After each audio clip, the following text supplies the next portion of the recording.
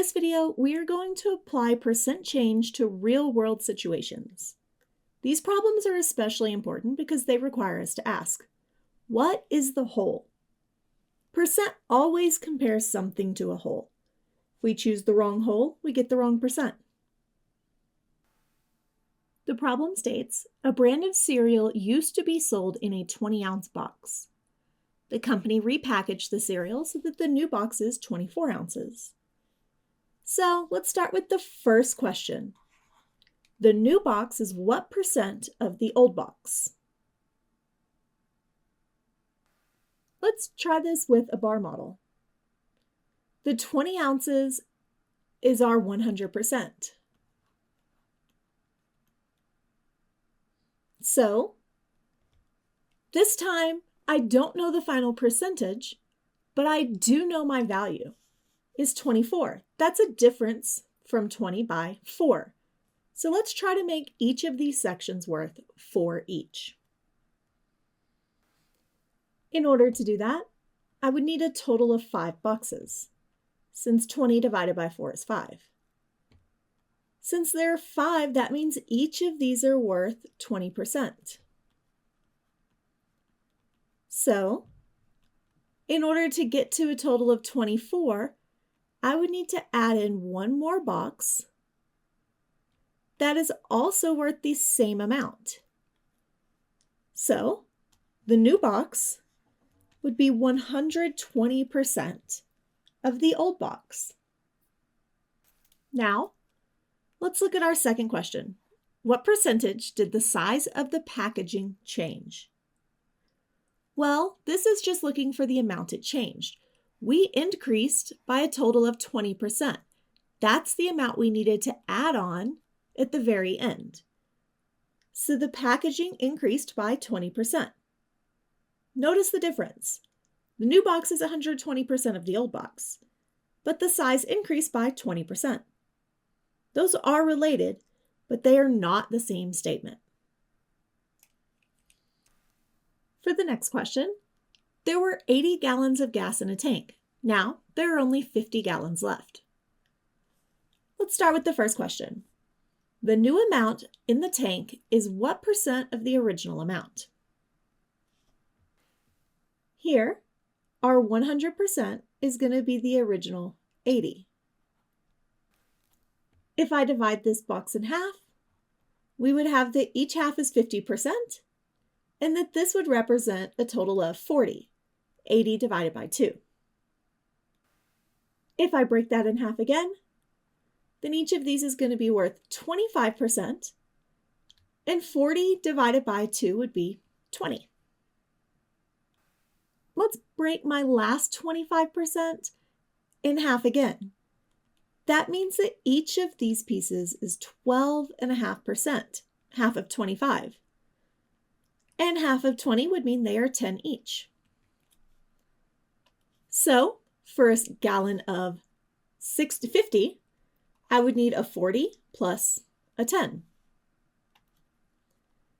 So we would have a 50% plus a 12.5%, which is 62.5%. So the new amount in the tank is 62.5% of the original amount. What about the second question? What percentage did the amount in the tank change? Well, our change is 80 minus 50, which is 30. That's how much it decreased. For a 30, I would need a 20 section, which is 25%, and also a 10 section, which is 12.5%. So 25% plus 12.5% is 37.5%. So the amount in the tank decreased by 37.5%. Again, notice the difference. The new amount is 62.5%. The decrease is 37.5%. And together, 62.5% and 37.5% gives us a total of 100%. Our next example, the price of a sofa went down by 20%. The new price is $400. What was the original cost of the sofa? This problem is different because we're not given the original amount. We are given the amount after a decrease. And a 20% decrease means the new price is 100% minus that 20%.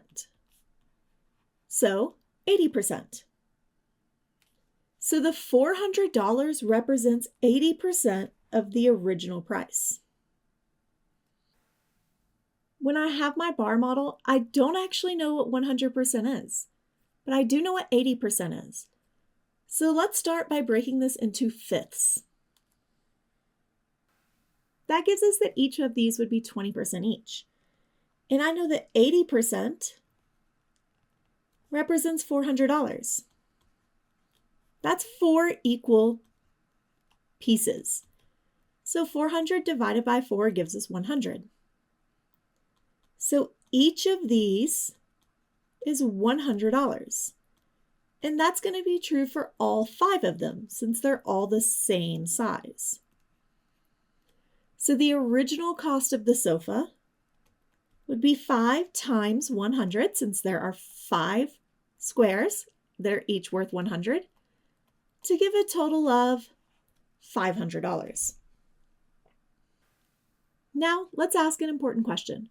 Why can't you calculate the price of a sofa by increasing the new price, $400, by 20%? If we tried to do that and made this whole bar $400, then each of my 20% sections would be 400 divided by 5, which is 80. So they would each be $80. To increase this by 20%, we would need to add in one more 20% square, which would also be $80. So we have a total of 400 for the first row, and then we added an additional $80, not percent, and that would actually give us 480, not 500. So why? The 20% discount was based on the original price, not the reduced price. 20% of 500 is 100. So 500 minus 100 is 40. But 20% of 400 is only 80. The whole changed. This is one of the most important ideas in percent change. A percent increase and a percent decrease are based on the starting amount. If the starting amount changes, the percent amount changes too. As future teachers, this is a major misconception to watch for. Students often think that they can undo a 20% decrease with a 20% increase, but those percents are being taken from different holes. You are doing great.